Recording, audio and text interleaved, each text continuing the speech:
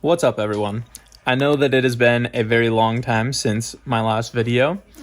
I've been kind of busy. First, I finished my third-year rotations. Then I took step 2 and level 2. Then started away rotations for fourth year. And then, as the title already indicated, we had a baby. So this video is going to detail that whole process for us. On January 5th, Marin had some very special news for me. Handled it like a champ. So what happened on the 5th? I took a pregnancy test and it wasn't negative. We got back from Arizona on Monday and I was supposed to get my period Tuesday, I think. And I've been irregular. So I told myself I had to wait till Sunday and then I could take a test because the past few months I've been a couple days late and have gotten excited and taken a test and been disappointed. Well, he left me unattended on this Friday and I sat by myself for too long and I convinced myself to take a test and I texted him and said I'm about to make a bad decision, which I always do before I take a test, like I'm gonna hurt my own feelings. He took too long to respond. I was on my general surgery rotation and I was seeing a patient in the clinic. He took too long to respond. So I came up and I took the test and Kaya was my witness and it was positive and I couldn't text him that. So I just said, oh, I'm taking the truck to Target and hopefully I don't crash it or spend all our money at Target. And we have a clip of her reaction to the test. So with her approval, we're going to throw that in here.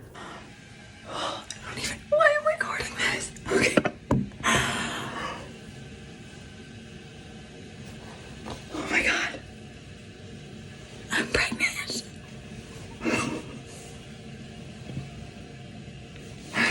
Oh my God. Oh my God. Oh my God. I'm sweating. Oh my God. Oh my God.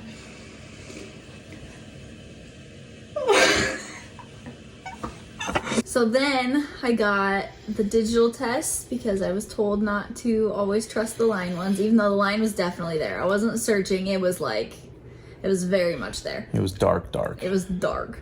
So I got the digital test anyway, and then I got a couple onesies, and I came home and set them all out on our bathroom counter with the 2 tests. The second one was also positive. And we didn't get a picture at the time, so I recreated it and it looked like this, but with 2 pregnancy tests. So I set them up on our bathroom sink thinking, okay, when he gets home, he'll come upstairs to change, he'll walk in the bathroom and see them, and it'll be so cute. So then I wait all day. I don't say anything. I go back to work. He comes home. We're talking. I'm so casual. And then I'm like, oh, I need to go do some laundry. I'm going to go upstairs. He says, I need to crack my back. So he goes to the living room. So I'm like, okay, maybe we'll just take a second. I come upstairs. I'm doing laundry. He's not coming up the stairs. I'm done doing laundry. He's still not upstairs. So I think I was irritated. So just come upstairs. I had this whole thing. And it was reasonable to think that I would come upstairs and change on a Friday after work because I was wearing jeans and I don't usually wear jeans, so... And you do it every single day. You come upstairs after every single day. I just had a sore back. So I just grabbed the stuff off the counter.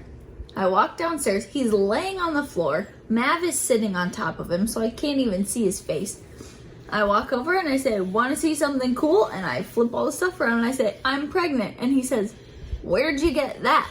I don't know that you said, I'm pregnant. I think you just said, want to see something cool, and you turned it around. And I think you blacked out when I said it. Maybe.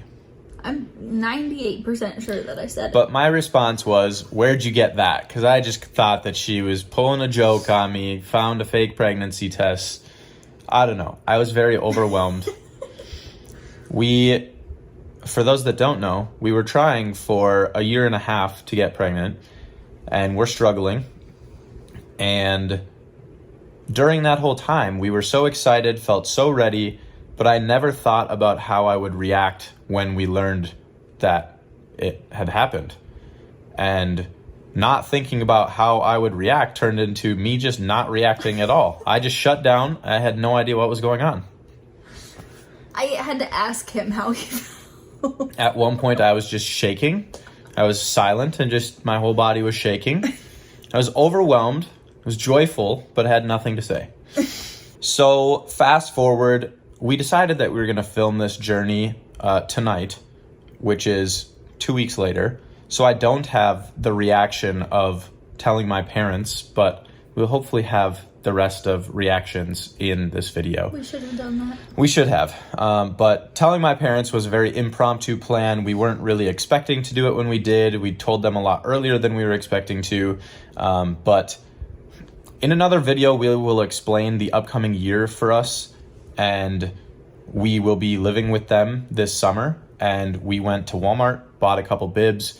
And when we got home, I threw them at my parents and asked if they would store them for us until we move in. And they were elated and very happy for us. And then we just had to wait and wait for 2 whole weeks to have our first prenatal appointment. Was it only 2 weeks? Yes. 2 weeks and 3 days to get to Monday. Because she told me on a Friday, it was 2 weeks later, and now today is Monday, January 29th. And between finding out and now, how were you feeling? Mentally, physically, all of the above. Yes. I haven't really felt much, just because up until today, like doing the ultrasound and everything, it hasn't felt real. I haven't had much symptoms wise. So I've been like begging for morning sickness or something to make me feel something, because it just feels fake. Mm-hmm. I'm excited, but I'm also really nervous just because of our next year. And that's kind of what I was asking about, is like, Oh, you yeah, were I'm terrified. feeling, very scared. well, prior to this morning, terrified, nervous, wasn't having many symptoms, so she was just very nervous. It almost felt like it wasn't even happening. I was like, do I need to take another test just to make sure nothing happened? And nothing happened.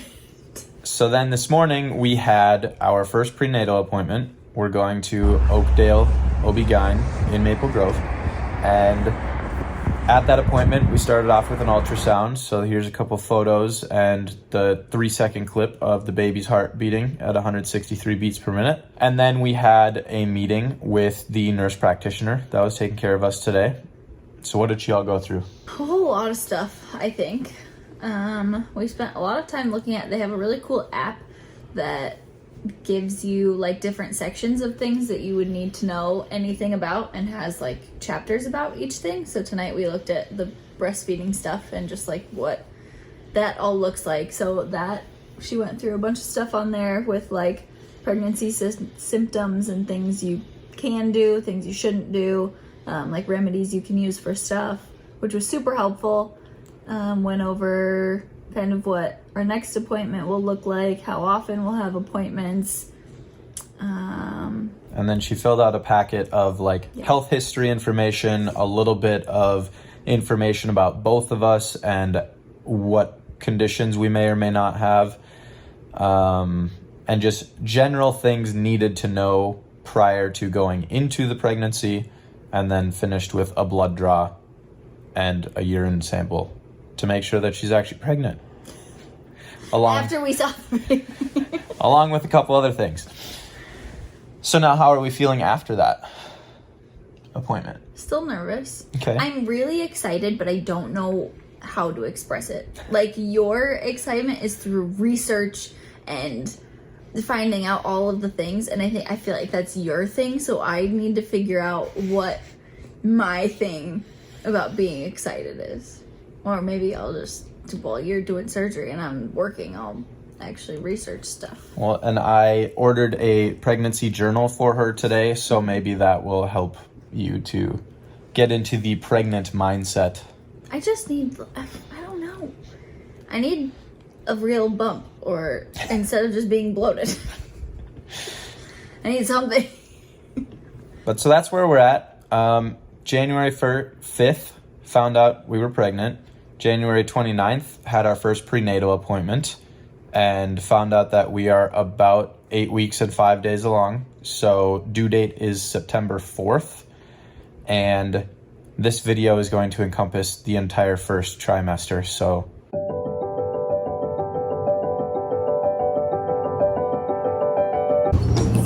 got you a bottle of wine. Good to see you. I can't drink this. Yes, you can. Come on. Are you kidding? No. You just had a glass. You just had a margarita. It was working. I've had Angela making me mocktails all week.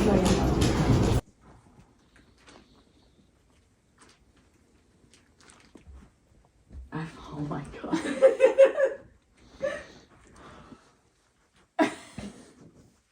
You came for a great surprise. No way. Oh, shit. All right. Ooh, that's cool. Yeah, grandpa, great grandpa. What should he look at? surprise. Oh, wow. I didn't know who to look at. Oh, congratulations. We are now a day shy of 10 weeks, and we decided instead of ordering an NIPT test through our doctor, which insurance will not cover, we decided to do a at-home test. So we ordered the one from Sneak Peek. I don't know that it really matters, so I'm not going to have a link or anything. But no men allowed for the test. All it does is we're only really looking for the gender. And so all it does is look for a Y chromosome anywhere within Marin's blood. And there's a fun little special thing that extracts her blood, but I can't be involved. So now she gets to go do it on her own. So in a shocking turn of events and surprise to absolutely nobody, I messed up our last sneak peek test. So we're gonna have to do another one. And I'm more confident this time. I'm not as nervous now that I read all of the directions and know what I'm doing. I'm gonna need a refresher on the prep and stuff because there were a lot of steps, but the blood draw part, I know what I'm doing now. So I just had to disinfect my sink area so that there's no contamination from Hunter being here. And we're just gonna go through it all again, and fingers crossed it actually works this time. So we have these things and then the instructions. And if you do this, read through the instructions first. Don't try to do it step by step. Read through all of them first because part of it's a little confusing and you don't need to open stuff right away like I did and dropped things and filled the blood up too much because I think that's what went wrong. So it's double-sided. There's a lot of instructions. So I'm gonna get everything out and then we'll go from there. Okay, so I had to activate our kit thing test. So now we close it up. We take the adhesive off so that it'll stick. Let me put those in. There we go. And then we just send it back in this box. We have a little, Jesus Christ. We have our little mailing deal. And they should get it in 2 days. And then the next day, so what day is it? Monday. They should get Wednesday. And then Thursday or Friday, we should have an answer. I don't think we've had any updates since we announced things to our families. We got our sneak peek results back, so we got the gender, but we are now going to our ultrasound appointment at 20 weeks. So we'll get confirmation of that gender. And we haven't really had any updates because it's been fairly uneventful, which is very good. Although the last week or so, she's been experiencing some heartburn, but that's about it. We're all done. We got confirmation that we're having a boy, but we did find out that our baby on this ultrasound is at least measuring a week and a half small. So now we have to have a level 2 scan with maternal fetal medicine, and she's gonna have to do that alone So she'll have to update you when we get that done.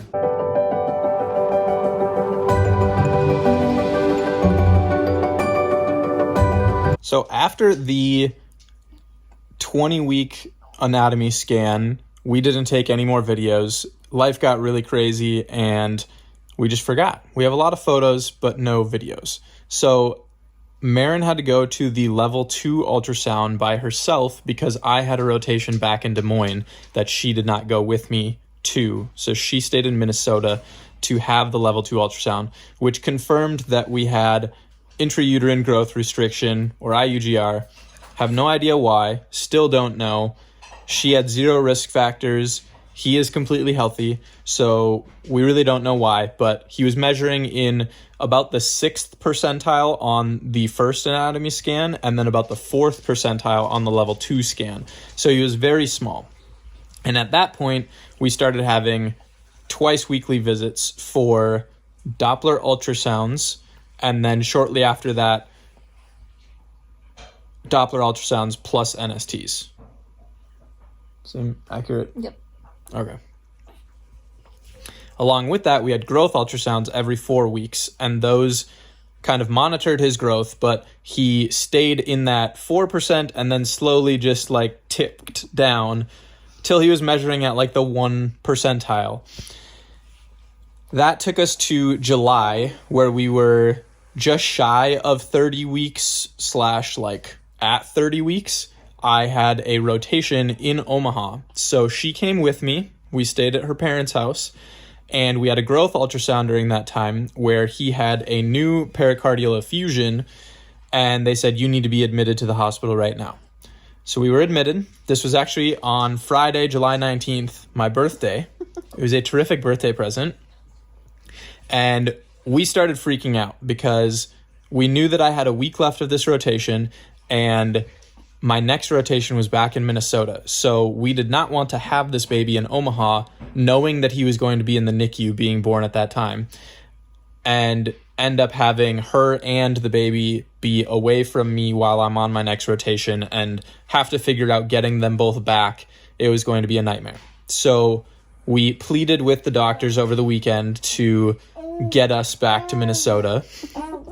And he would like to participate in this story.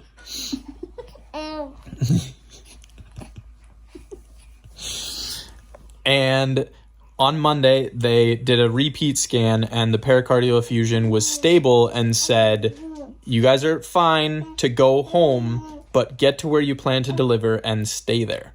So we left on Tuesday, got back to Minnesota, and then on Thursday, we had a repeat visit, and the pericardial effusion was still there. It was stable, if not getting smaller, but because of the Doppler scans of the umbilical cord, they said, yeah, you need to be admitted now until you have this baby. Do you want to talk about being in the antepartum unit and everything that was done? So I was there for 12 days, and it was really boring. The Olympics were on, so I watched a lot of the Olympics. I forgot about that. I was still working, which helped, so that I had something to do.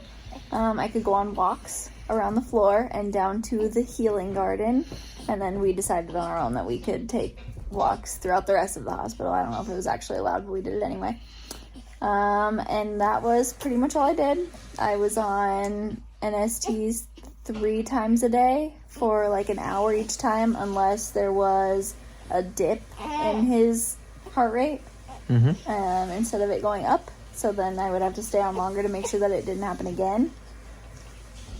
And that was pretty much all I did for 12 days and then we would do growth scans. Was it like every 4 Well, we did Dopplers days? every couple days, and then Growth scans somewhere in there. At least 1, if not 2, in those 12 days.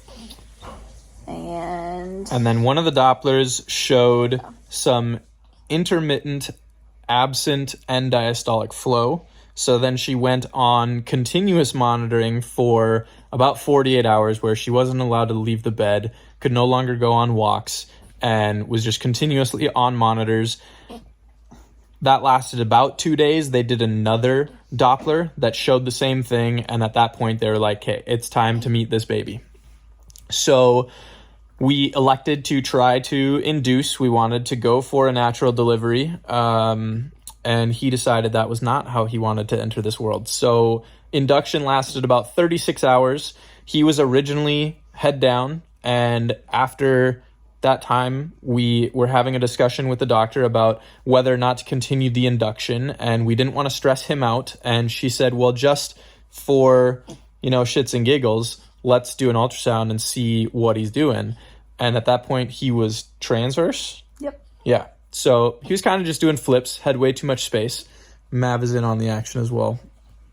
So we said, okay, we'll do a C-section the next morning. So elected to do that, 6 a.m. They go to start it, and they did another ultrasound, and at that point, he was breech. So it was like, okay, he just needed to have a C-section to come out. And we did that, and they said during the C-section, he went back to transverse and tried to come out arm first, which is not how babies are supposed to be delivered. So it was an eventful delivery. And then everything settled down. Both mom and baby were very healthy. And we had a 3-week NICU stay because he was born at 3 pounds, 0 ounces. It was a very uneventful NICU stay in that he just needed to grow in that time. He required some oxygen just by a nasal cannula for about a day and was under some billy lights for like 16 hours total. And the rest of the time he was just eating or being fed through an NG tube. And then after 3 weeks, he tipped the scales at 4 pounds, passed the car seat test, and we were able to take him home. This video is kind of getting long, so I didn't want to go into a ton of detail of everything. But if anybody wants to know more about the pregnancy from a small for gestational age aspect or more detail about our NICU stay, I would be glad to do another video on it, but I'm not sure who's interested in it. Or how terrible C-section recovery is. That too. We can have her detail that. But otherwise, yeah, so leave a comment if you want to learn more about any specific part of our pregnancy, delivery, NICU stay, and we will make a video about it, but I'm not going to unless people want it. So you have to comment below if you want to see that type of video. And from now on, I'm going to be detailing applying to emergency medicine and everything that is my 4th year schedule, applying, interviews, and everything like that. But I figured I couldn't release another video until I got the video of little Odin out.